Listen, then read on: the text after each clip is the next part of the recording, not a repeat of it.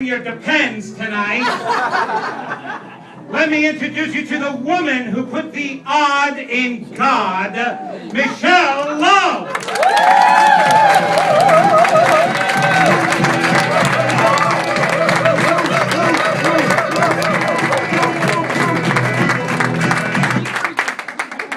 Is this the one?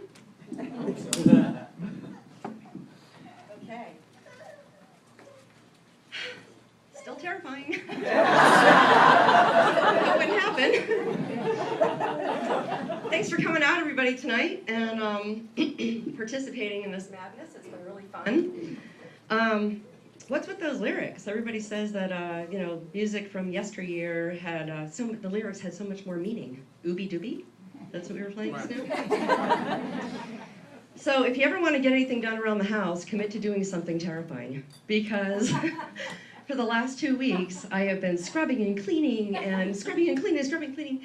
Even down to yesterday was like the bins in the refrigerator that hold the condiments. Like, who cleans those? I mean, but it was all I could do just to keep busy and to keep my mind off the fact that I was going to, be here tonight. So, and these might seem a little unprofessional, but actually they keep me being professional, because if I don't have them, anything could come out. And so I'm sparing you guys some really weird stuff that could possibly be said.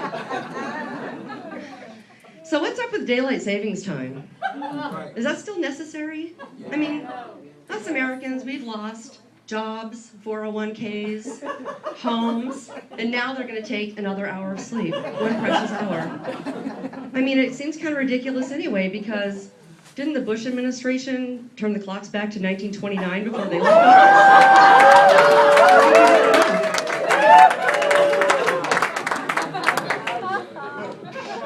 But at least gas prices are a little bit lower. I mean, it does give families the opportunity to drive around in the cars they live in.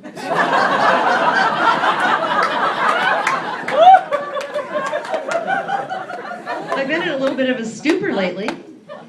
I'm blaming the Girl Scouts. Because it's Girl Scout cookie time. And don't think that those packages were not intentionally unable to seal. You can't reseal those. You have to eat like the whole box so they don't go stale, which is great because the cookie high is so great, sugar high is great, but coming down isn't so hot. For instance, a couple weeks ago, I was at a girlfriend's house, and she has a 10-year-old daughter, and she was doing all these gymnastic-y things. She's stretching and doing splits and cartwheels, and it just filled me with this sense of youthfulness, because I used to be an awesome cartwheeler. I could do like 20 in a row across the backyard. And at the time it was, coming down off the sugar thing. So when I got home, I thought, let me just do just one. Just one. I mean, I used to be able to do 20. Surely I could do one, not thinking I weighed like 62 pounds then. So my son was upstairs, and I thought I'd attempt it where no one would see. And I tried to do my cartwheel, and it just didn't have the same, like, wee, I'm upside down feeling. It didn't have that. It was like, no, I'm sideways. So when I went crashing into the entertainment center, it was like a 5.0 on the Richter scale. And those of you that are not from California, that's like a really good shake, but not structurally damaging. So, smashed into the entertainment center, which toppled over all the pictures, which toppled over a candle, which then rolled off the entertainment center and hit me in the head. So, it's just not working out so well with the whole cartwheel thing. It just seems like 1 minute you're on this like thin minty high, and the next minute your whole world's like a snow globe. It was like a domino effect, actually, with the. Oh wait, Domino. Is that a brand of sugar? Oh my God! It was a warning label. It wasn't a brand. That's what it was. So in my quest for fitness, I don't know if you remember from last year that I had that new treadmill that was mocking me all the time. Well, I kicked that to the curb like a tedious lover. And I went out and got a Wii Fit. I highly recommend it to everybody. It's awesome. It is so much easier to dust than a treadmill. Seriously.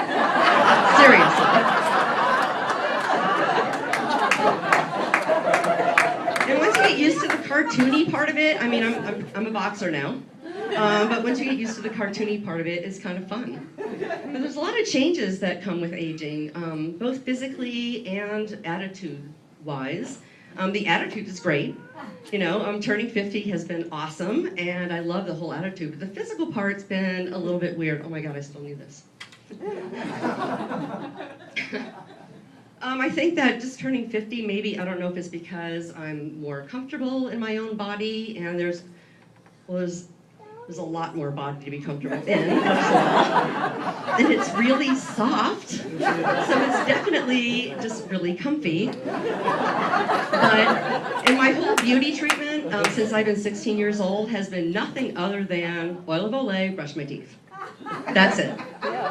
But now that I'm getting older, I'm starting to wonder if there's things I should be looking out for. Like recently, I noticed these nose hairs.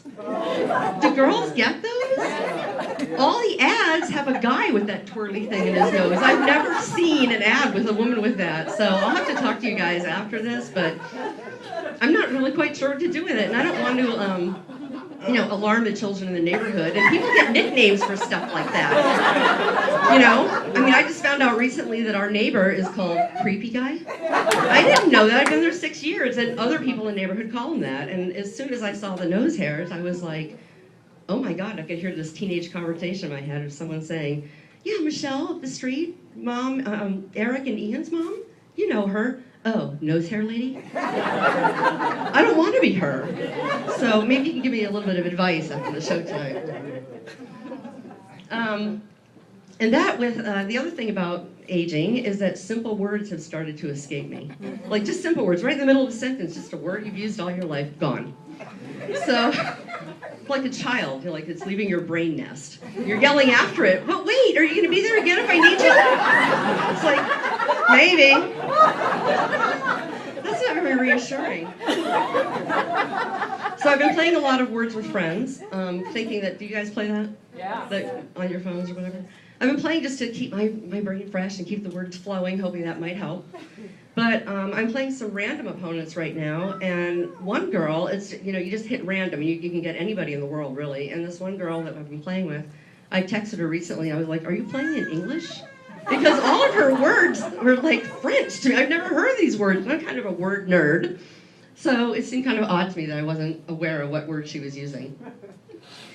And I also haven't been able to graduate to the little bathing suits with skirts. I think I'm supposed to do that now. It's some kind of unwritten rule. But I can't even do the one piece. And not too long ago, I put my bikini on and I asked my older son, can I get away with this? Just give me your honest opinion. His response was, to hell with you. I'm wearing it anyway. I just won't sit down all day. I don't want those jail-striped tan lines on my stomach. So now when I see an older woman who's wearing something that she probably shouldn't be wearing, I want to salute her. I think we should start a club. Like the I don't care what you think club. I'm wearing it anyway, because I like it. As some of you know, my son has just moved. This past summer, he moved to Oregon. And he's doing great, 18 years old, and he's going through, I'm enjoying his growth as he goes through all of the newness of being out on his own for the very first time, and some of the awarenesses that are coming up are great. I'm really enjoying that.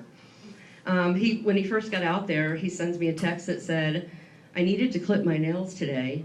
I went to the windowsill in the kitchen and there were no clippers. Because now he's realizing that those things didn't just happen, Mom made them happen. He has a new living arrangement now. 2 weeks ago, he just moved in with this lesbian couple, two 20-year-old girls, and he's excited because they've got cats. All my male friends are saying, dude, Ian, all right, right on. I'm like, what is that fascination? I'm just not sure. It must be something that rides in on the Y chromosome. I just don't get it. It's a whole lot of kitty on the one roof, though. I understand there's children in the audience now. And he had an interview recently. He was applying for a job at Whole Foods, which he got. Then he got his job at Whole Foods, but before he went, I said, don't forget to take that letter of reference from your job here when you work at Zaxby's. And he texted back, oh, Mom, what would I do without you? And I texted back, well, for starters, you wouldn't exist. He texted back, ha ha, save the funny stuff for church. I thought that was cute. Then riding in the car with my younger son, which is where I think all the really pertinent conversations take place with your children, like all those teaching moments seem to be in the car. And we're going down the road, and he said, we were talking about the perception of pain between men and women. And I said, well, thank God women have the babies, because when the idea of the amount of pain that's involved, if it was up to men, there would be like 7 people in the world instead of 7 billion. So that's where I thought the conversation ended. But it had not. There's a big pause. And from the back seat, I hear, so I know that babies grow in your stomach or whatever, but where do they come out? It's like, it's my teaching moment. Took a deep motherly breath, and I said, well, honey, women have an opening. It's called he's like, I never even finished my sentence. He's losing it in the back seat. I look in the rearview mirror, his mouth is open as wide as it can be. His veins are popping out of his neck. And he's dying laughing. I said, you think that's funny? Wait until you hear how they're made. In 10 years. And there's another a phenomenon that's been happening since I moved to North Carolina. It never ever happened when I was in California, but that is people coming up to me and asking me if I could pray for someone that I'm like 1,000 degrees removed from. And at first, I was like, of course I can, you know, and being a woman of my word, I would go to bed that night and I'm thinking about like, oh my God, what was his name? What was his situation? And it didn't feel genuine at all. It just felt kind of phony. And I thought, I have never faked a sarcasm in my life. I'll be damned if I'm going to fake a prayer. So I finally learned to just do like one big prayer for our oneness, to hold everyone in our oneness in grace and hope and ease, and hope that would help. Because the whole thing about like Jimmy's cousin's uncle's brother who just lost his job and has 3 kids to feed, I mean, I just didn't feel it. So that's the way we're going to go with that. I turned 50 in Costa Rica, ziplining over the Costa Rican rainforest. It was amazing. Had a great time. It's a great country. Great food, great people. And while it was beautiful, you know, with the lake to my right, and we've got the volcano going on, and we're ziplining, you know, for half the day, I couldn't help but think of how awesome it would be if we could do it in New York City between skyscrapers, like be Spider-Man for a day. Wouldn't that be amazing? Anybody gone ziplining before? It's amazing. It's an amazing feeling. But I did go, I need water. Bear with me. I didn't do this last time, and it was like having a tube sock in my mouth. I'm not into that or anything.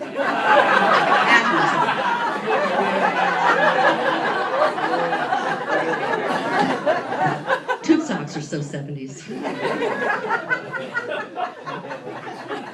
So I went to Costa Rica with my friend from Florida, my Neanderthal friend, although he's had an epiphany, so I can't really call him that, but I'll tell you about that later.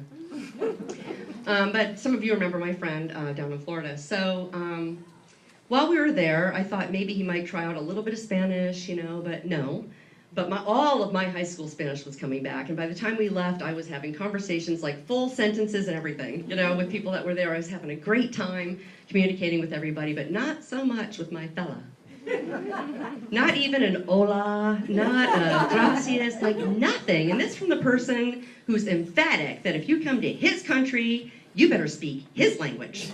Like, well, whose country are you in now, Mr. Americano? I mean, not even so much as an hola.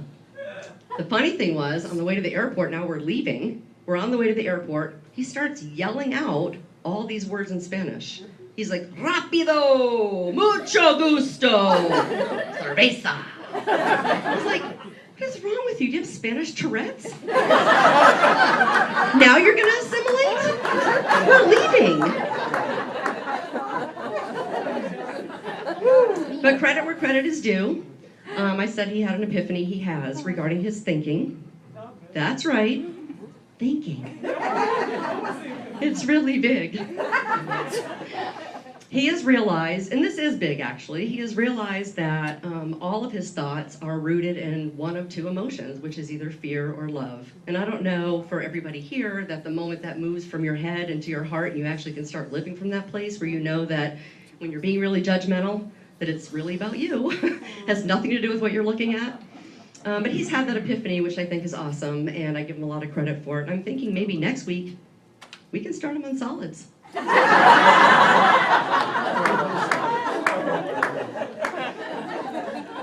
And the week leading up to this show was a little bit chaotic. I mean, I was spending pretty much every waking moment trying to think of like funny stuff. Like nothing's funny all of a sudden. Nothing. Like, everything is funny has already been said. So, but during this time, all of a sudden, he's not calling. No text, no emails, no phone calls. And when you have a relationship 800 miles apart, those means of communication are really important. They're vital. So I brought it to his attention that he's been kind of absent lately. He's like, well, I'm just trying to give you your space. It seems like you need space. I was like, actually, that was gracious. I absolutely do, and thank you for being considerate. However, there's a difference between space and like creating a giant vacuum, like a black hole. There's just a big difference there.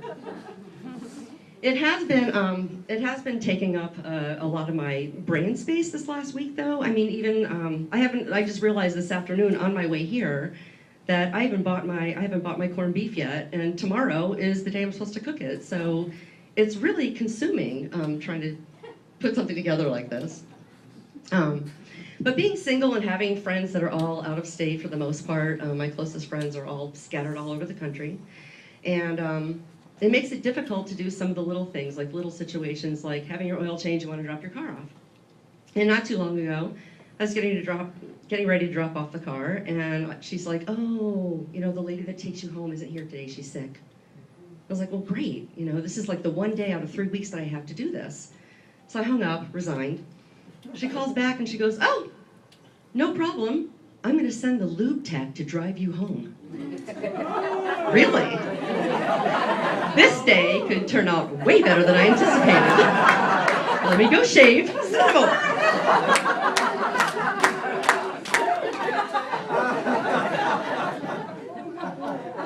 So we're back to our ban, no ban, legislation, no legislation on automatic weapons again, once again.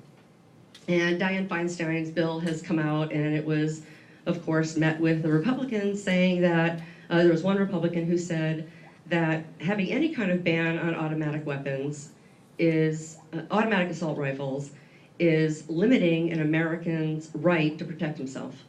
I'm like, from what? Zombies? What are these guys so freaking out about? And if it's the whole like Christian thing, I mean, isn't here supposedly more of the hell, and like if something happens to us, where we go is so much better? Why the guns even to begin with? And I do drive all over the state for my job and through a lot of very rural counties. And I see all these marquees. There's like a church every 500 feet, pretty much. I think that's a building code in North Carolina. But there's all these marquees, and I read every one of them that I drive by. And the message is just love, love, love, love, love. And I'm thinking, what is the disconnect? I mean, if there's this many churches and that many people that are attending them, where's the disconnect? And why this whole like fear with the rifle thing? And I thought, I guess the message is just love, love, love, love, but just in case, get an AK-47. Oh, and I'll keep this kind of generic so no one's offended, but what do you call 25 skydiving politicians? Give up? Yeah. Skeet. I love that. So I've been thinking about the theory of survival of the fittest lately, and the irony is that I quit smoking to survive, but now I'm no longer the fittest. That's so unfair. I don't quite understand that at all. I told my girlfriends and I that have quit smoking, we said that if we make it to 80, we're going to start smoking again. Because we really miss it, we enjoyed it, and we're going to start smoking again. And my son replied to that, but Mom, it'll take years off your life. I'm like, yeah, off the back end, the diaper years. Someday you'll thank me.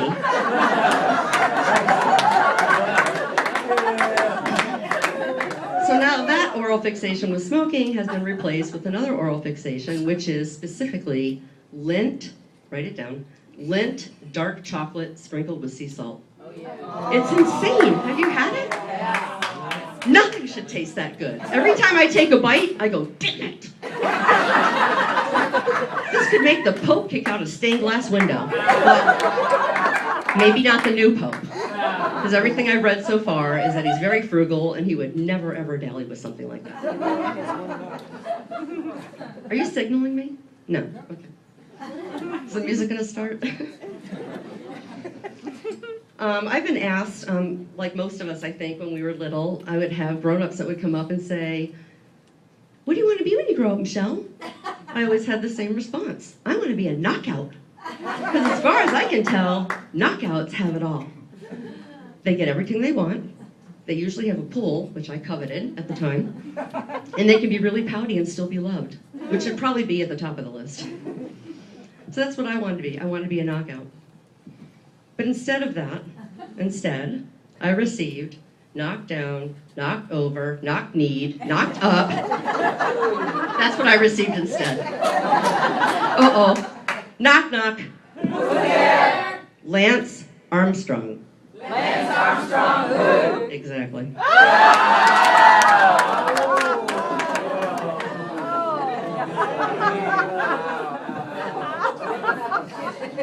Ask for it.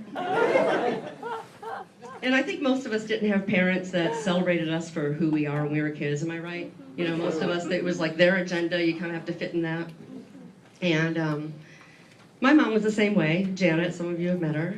But I spent my entire childhood hearing, the world does not revolve around you, little girl. And I replied exactly as I felt. The hell it doesn't. You know, and 40 years later, come to find out, I was right.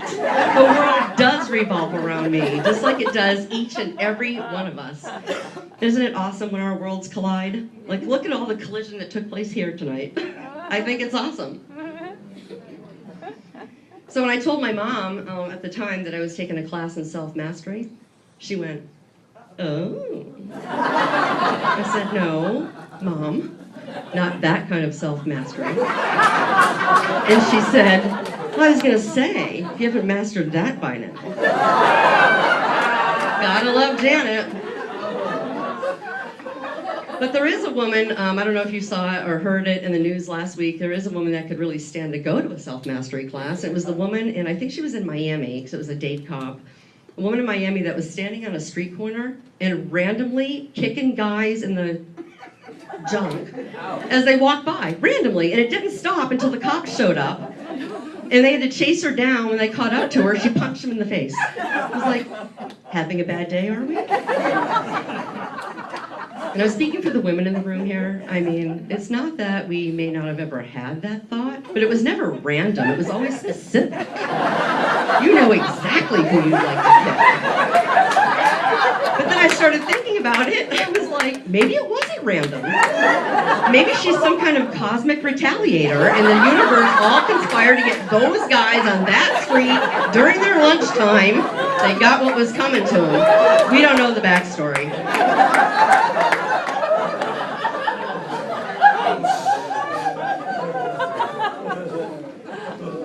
But, you know, the whole idea and the concept of being whole, perfect, and complete, I mean, once that really moved through me and I started understanding that and how freeing it was that God operates as me and through me, whole, perfect, and complete, I just wish it hadn't taken 50 years for me to realize that it's whole with a W.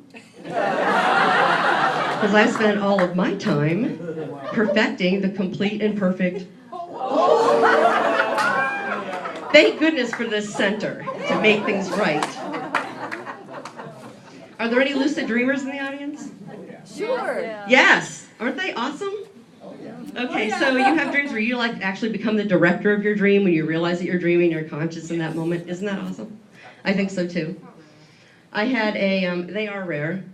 My dreams are incredibly vivid, and I thank goodness for them because my life is like slightly dull. Being that I work in insurance and talk insurance stuff all day long. But I had this dream a few weeks ago, and it was a running dream. I was in this marathon, and I'm hauling down this path, and I mean, I can feel all of it. I can feel my heat hitting my heat. I can feel my feet hitting the pavement, this dirt road I'm running down, and I felt like almost like an animal as I was running. And then all of a sudden, a competitor was behind me. And he's yelling things out to distract me, compliments. He's like, oh my God, look how muscular your legs look while you're running. Look at your form. You're like a gazelle. So now, it's starting to distract me. I'm looking down at my legs. Yes, they're like really muscular. I'm like, oh no, this can't happen. I've got to blow this guy out. I don't know any other way to describe it other than it was like super turbo. Like all of a sudden I was a bionic woman and I'm hauling down this path. I look in my rear view mirror. It's my dream. And there's this big cloud of dust around the guy. I mean, he's just completely surrounded in my dust. He ate it. I woke up. Oh, as I was running in that moment that I did the super turbocharged, there's this sound, and it was like a guttural, like, that's what woke me up. I mean, I woke myself up with this sound. I'm covered in sweat, all my covers are on the floor, my heart's pounding, I was like, I'm burning some calories. Bring out the Lindt chocolate for breakfast. Oh, wait 1 second. And then a few days later, I had a dream about this hummingbird that I had captured in my hands, but you know how their wings beat like 1,000 times a minute, and like I was trying to hold it, but I woke up from that dream like this. Like I've got this little bird in my hands. It was just crazy. So the next day, when I actually saw a hummingbird flying through my backyard, I looked at it, but I felt cat-like. Like now that I've caught that bird in my dream, I'm looking at it like, I've got my eye on you. If I had a tail, it would have been swishing. But it's a blessing and a curse to have lucid dreams, because what happens is there are times, right after this happened, a week ago, I was on my way to an appointment. It was really important. I had the presentation. 8 people were all convening from Charlotte and everywhere else for this presentation. I have to be out the door at 5 a.m. I'm on my way there. I'm about an hour into my drive, into a 3-hour drive, and all of a sudden it hits me, am I awake? Oh, wow. You know, like, I have the presentation. I have to be awake. Am I having one of those things where I've slept through my alarm and, because this has happened, slept through my alarm, and then I thought, how can I prove that I'm awake?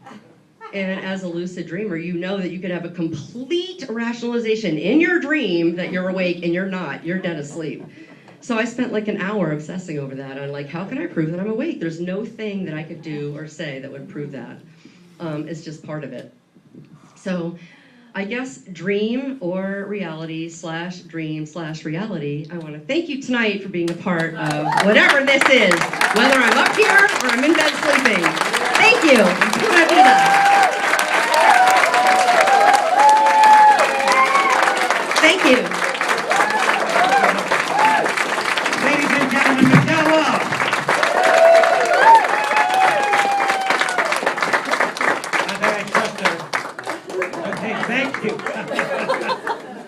Once again, ladies and gentlemen, Michelle Love. All right. Well, Michelle is representing